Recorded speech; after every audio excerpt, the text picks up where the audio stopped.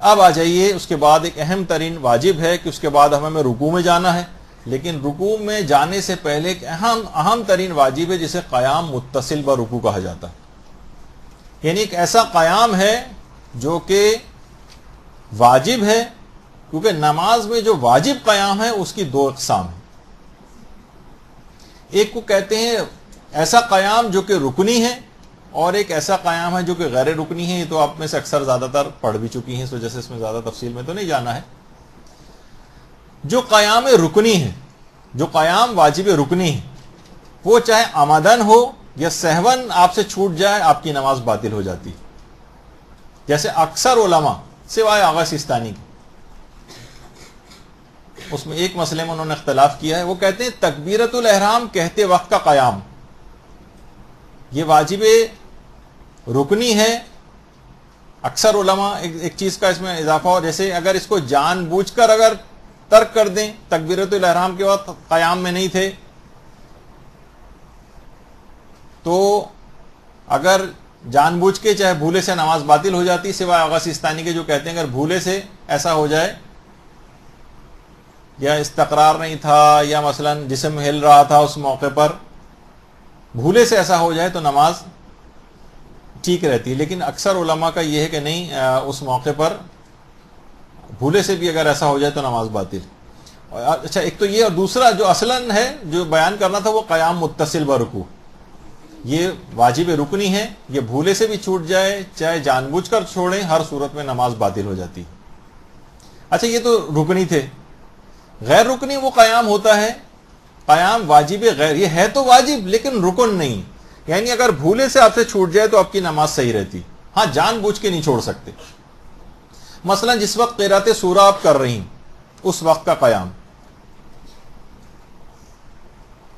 سورہ کی جس وقت قرات کی جاتی، مثلا اکثر ایسا ہوتا ہے کہ ہم بھول ہی گئے دوسرا سورہ پڑھنا اور الحمد کے بعد چلے گئے رکوع کے اندر، تو جب سورہ ہی نہیں پڑھا تو اس کا قیام بھی کہاں ہوا. لیکن کیونکہ بھولے سے ایسا ہوا ہے تو لہٰذا نماز اس کی صحیح رہتی ہے. تو واجب جان بوجھ کے نہیں چھوڑا جا سکتا اس کو، لیکن یہ کہ بہرحال بھولے سے اگر چھوٹ جائے تو نماز ٹھیک رہتی. صرف جان بوجھ کر اگر اسے چھوڑیں تو نماز باطل ہوتی.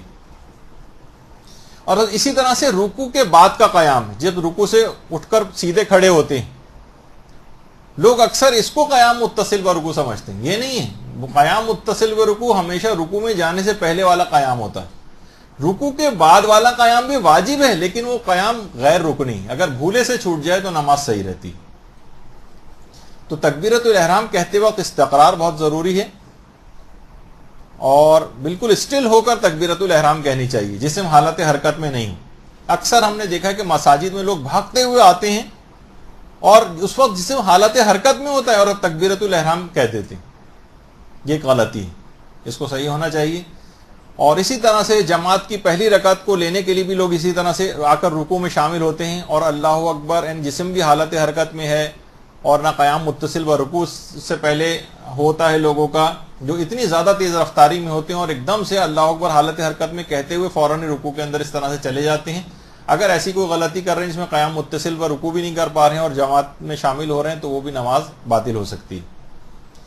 تو بہرحال اتنا ضرور البتہ بتا دیا جائے کہ زیادہ تر افراد 95-98% افراد ایسے ہیں کہ جن کو قیام متصل برکوع حاصل ہو جاتا ہے. قیام متصل برکوع اب اتنا مشکل تھا، ابھی تک اس کی میں نے ڈیفینیشن ہی نہیں بتائی اور آگے اتنا چلا گیا. قیام متصل برکوع اس کو کہتے ہیں کہ انسان قیام سے حالت سکون میں رکوع کی طرف جائے. یعنی آپ جو سیدھی کھڑی الحمد اور دوسرا سورہ آپ نے پڑھ لیا، بالکل اسٹل کھڑی رہیں اور اس کے بعد پھر اللہ اکبر کہہ کے اور رکوع کے اندر چلی جائیں، بس یہ ہو گیا قیام متصل برکوع. اچھا، عام طور پر وہ افراد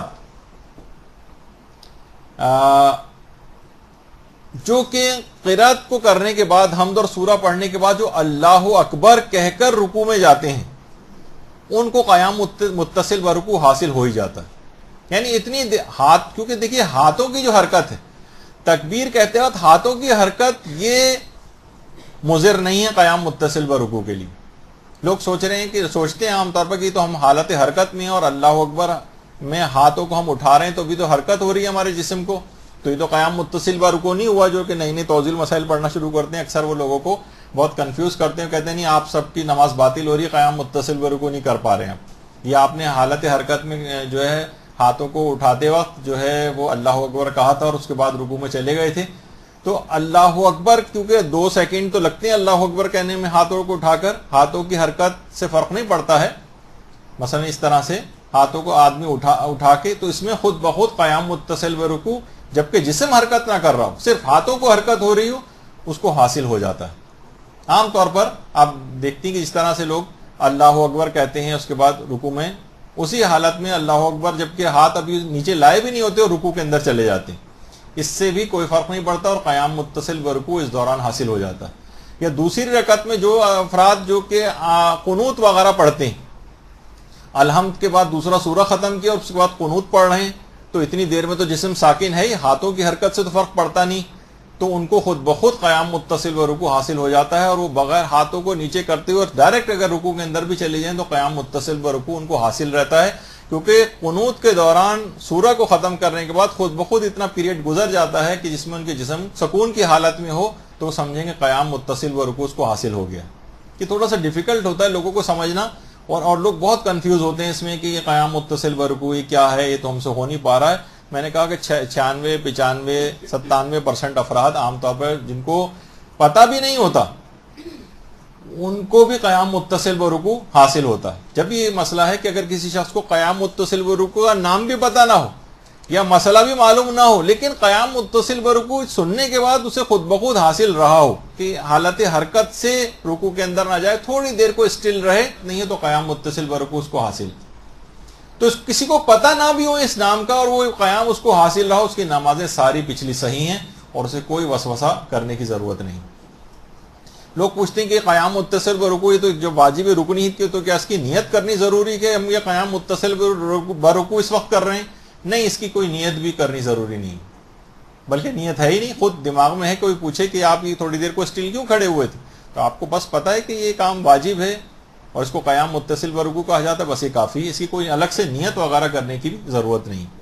اور یہ جو ہے ابھی آپ نے سنی لیا کہ قیام متصل برکوع اس چیز کو کہتے ہیں کہ انسان سورہ کو ختم کرنے کے بعد بہت ہی چاہے تھوڑی یعنی بالکل 2 سیکنڈ 3 سیکنڈ کو بھی بالکل اسٹل کھڑا ہو کہ اس کا جسم حرکت میں نہ ہو, چاہے ہاتھ حرکت میں ہو اللہ اکبر کہنے کے لیے, لیکن جسم حرکت میں نہ ہو, تو اس کے بعد وہ رکوع کے لیے چلا جائے تو اسے قیام متصل برکوع کہتے ہیں.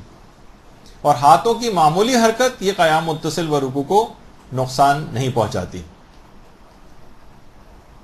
اچھا, اگر ہاتھ ہل رہے ہیں, جسم حرکت نہیں کر رہا ہے, تو ویسے تو کوشش یہ کریں کہ ہاتھوں کی بھی حرکت نہ ہو, یعنی بالکل اسٹل کھڑے ہوں, ہاتھوں کی بھی حرکت نہ ہو, زیادہ اچھا اور بہتر سمجھا گیا ہے.